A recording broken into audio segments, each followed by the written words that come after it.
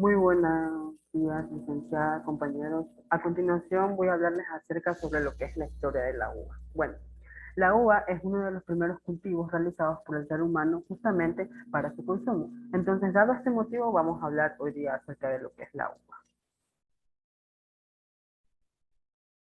El origen de la uva es originario de Asia Menor, entre el Mar Negro y el Mar Caspio, siendo muy probable que los primeros viñedos fuesen plantados en Turquía, Georgia o Armenia, regiones que poseen un clima y relieve particularmente propicios al cultivo de la vid, donde crecían en estado silvestre. El término uva se origina del latín uva, que hace referencia a la vid, palabra que a su vez procede del latín vitis, que significa mucha vida y trepadora. También se ha señalado que la palabra uva procede de la raíz uvidus, que significa húmeda, ya que los romanos la denominaban de esta manera considerando que es un fruto lleno de agua o jugo. Como sabemos, todo tipo de fruta tiene su estructura y está además decir que la uva también la tiene. Bueno, en la estructura de la uva se pueden distinguir dos partes claramente diferenciadas, las semillas y el pericarpo o conjunto de tejidos que las envuelve. Las semillas se desarrollan a partir de los óvulos tras su doble fecundación, mientras que el pericarpo es el resultado del crecimiento y diferenciación de la pared del ovario. En el pericarpo pueden distinguirse tres tipos de tejidos, organizados concéntricamente alrededor de las semillas, el endocarpo más interno y con una textura más gelatinosa, el mesocarpo intermedio y que ocupa el mayor volumen de la valla, y el ectocarpo más externo que contiene en este caso la epidermis recubierta por una cutícula seria y algunas capas celulares subepidérmicas. Comúnmente el ectocarpo se conoce como yejo y el mesocarpo junto con el endocarpo forman lo que se denomina la pulpa de la valla. Sus componentes o composición de esta fruta. Los diferentes tejidos que forman el fruto contribuyen de manera diferencial a la composición final del mosto y del vino. La pulpa aporta el agua que constituye entre 80 y 90% del volumen del vino y componentes mayoritarios del metabolismo primario, como son los azúcares, de glucosa y fructosa, y en este caso también lo que vendrían a ser los ácidos orgánicos, fundamentalmente los ácidos málicos y también el tartárico.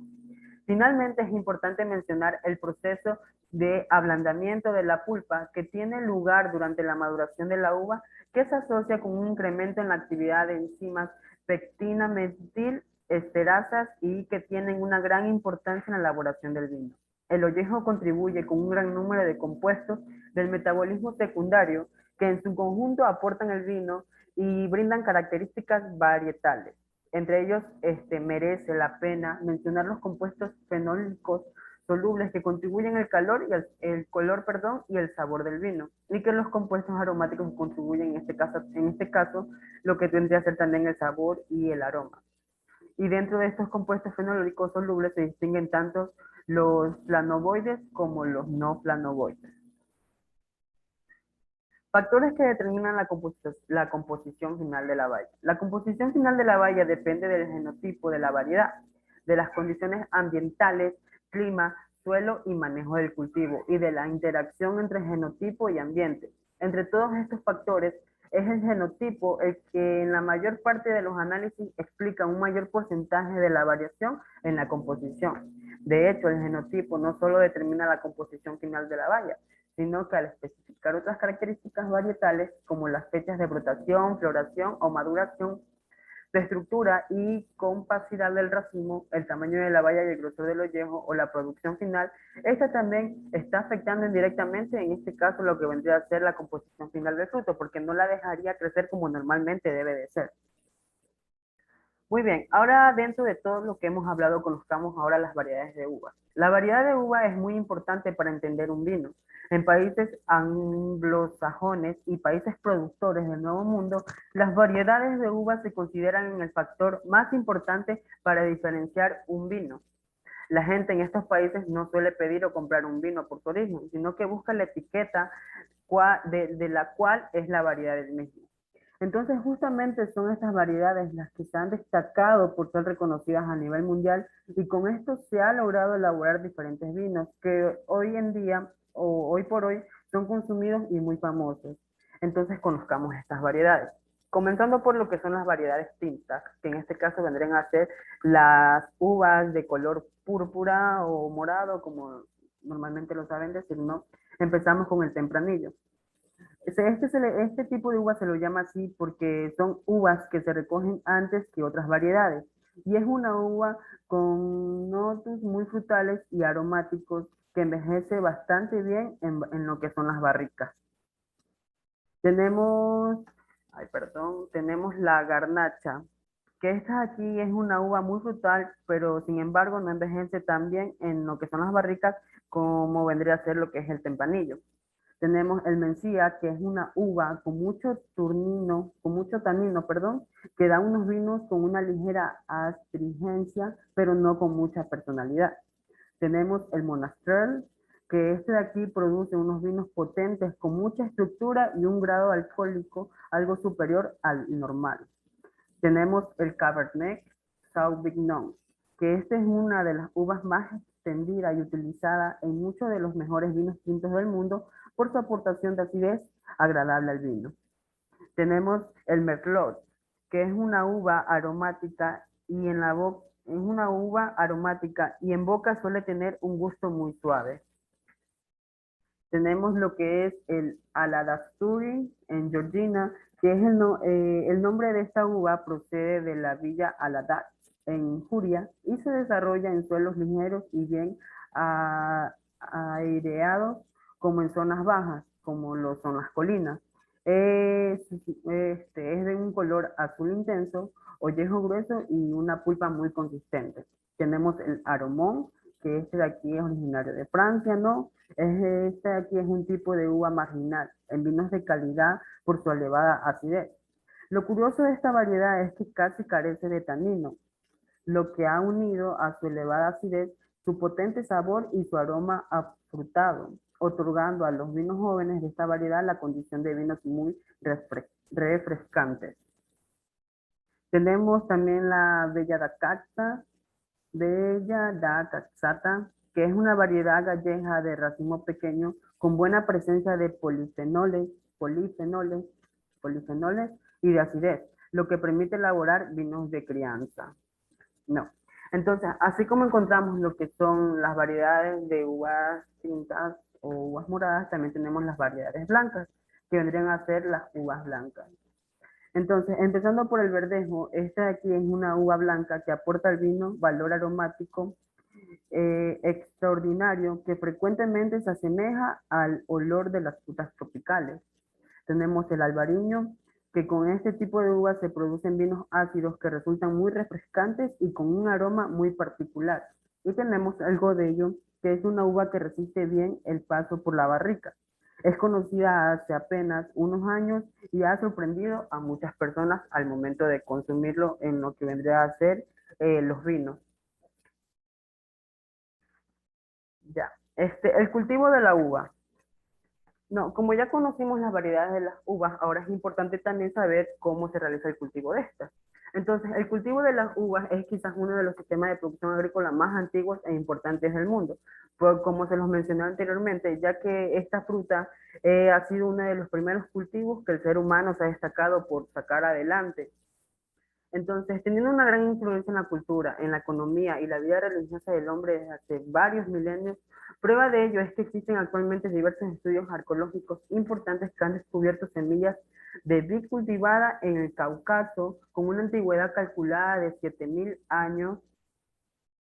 Entonces, basándose en ese periodo de tiempo hasta hoy día en la actualidad, aún así la uva sigue destacándose por ser una de las frutas más consumidas a nivel mundial y también por lo que las utilizan para realizar lo que son los diferentes tipos de vinos. Ahora, asimismo, encontramos los beneficios del consumo de esta fruta. Como primero tenemos que este de aquí es es un potente antioxidante, ya que la piel de las uvas negras contiene resveratrol, que vendría a ser una sustancia, perdón, que bloquea los radicales libres. Asimismo, posee propiedades antiinflamatorias, ya que la uva contribuye en la mejora de lo que son las enfermedades inflamatorias de cualquier tipo. Es una fruta que vendría a ser diurética, ya que las uvas ayudan en procesos de desintoxicación del hígado y también en la eliminación del ácido úrico por parte del riñón.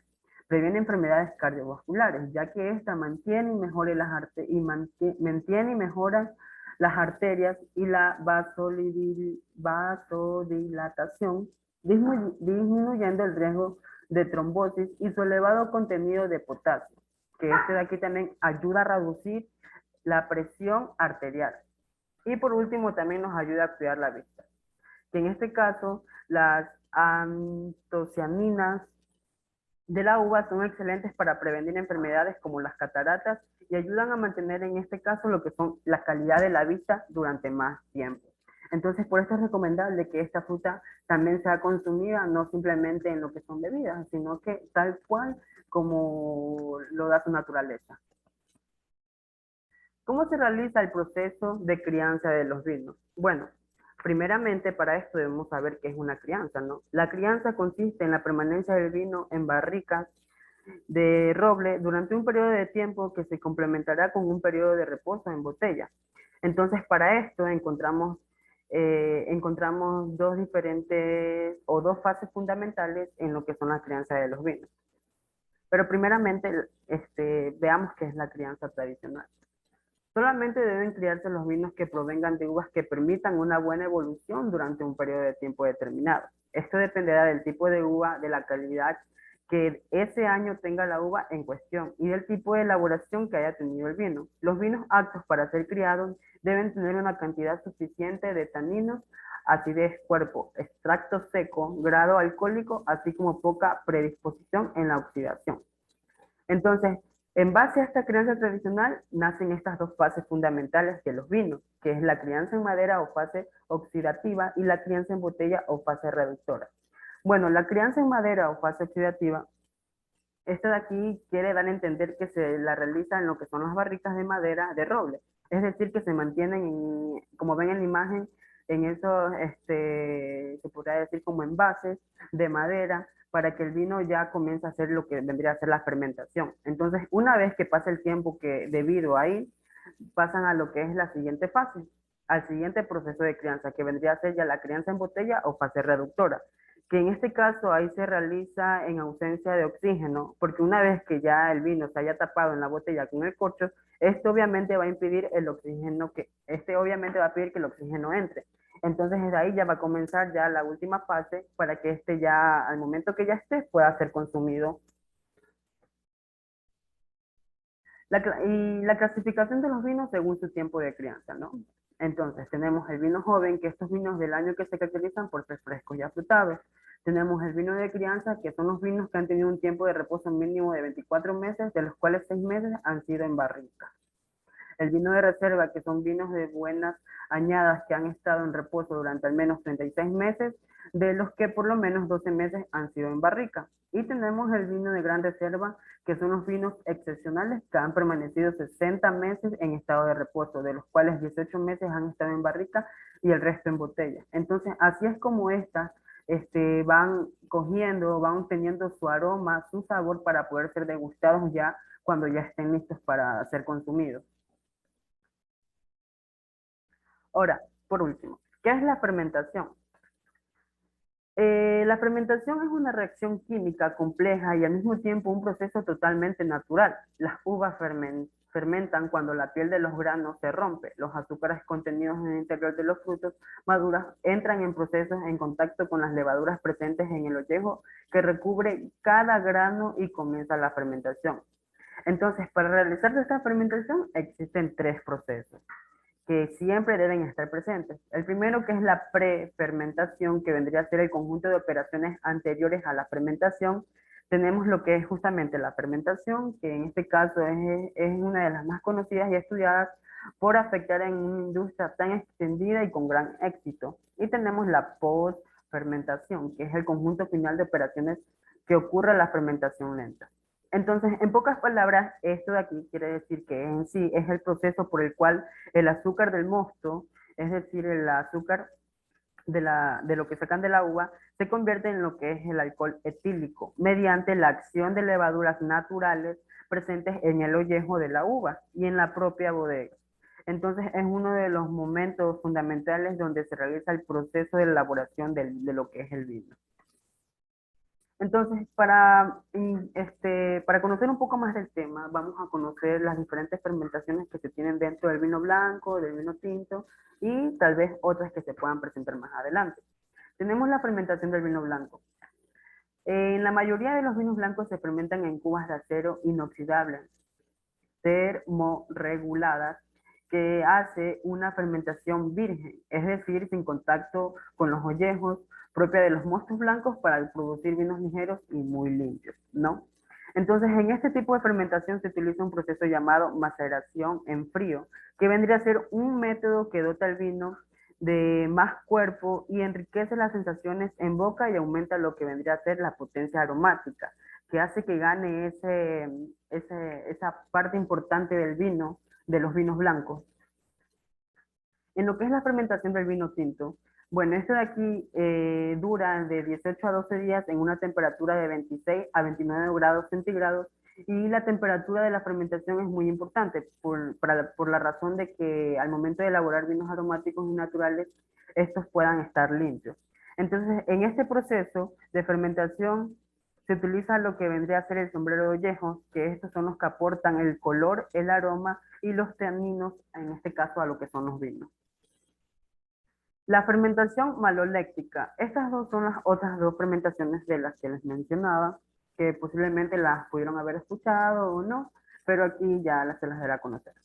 La fermentación maloléctica. Una vez que se concluye la transformación por medio de las levaduras de los azúcares de la uva en alcohol, que vendría a ser la fermentación alcohólica, comienza lo que es la fermentación secundaria, que es más conocida como la fermentación maloléctica, ¿no? Esta última, contrariamente a la primera, no se desarrolla por la acción de levaduras, sino que intervienen otros microorganismos vivos llamados bacterias, quienes comienzan su trabajo una vez terminado el de las levaduras.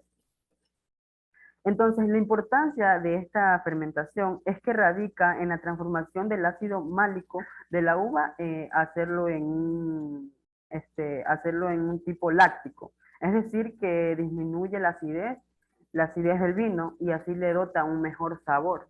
Ya, entonces a esto se refiere este tipo de fermentación. Y tenemos la fermentación en la barrica, que obviamente es la función principal de la fermentación de mostos en barrica, para la obtención de vinos más estructurados y elegantes con matices de madera que armonizan en boca su cata. Se realiza el llenado de las barricas con mosto blanco sin terminar su llenado para evitar que derrame en la fermentación más tumultuosa.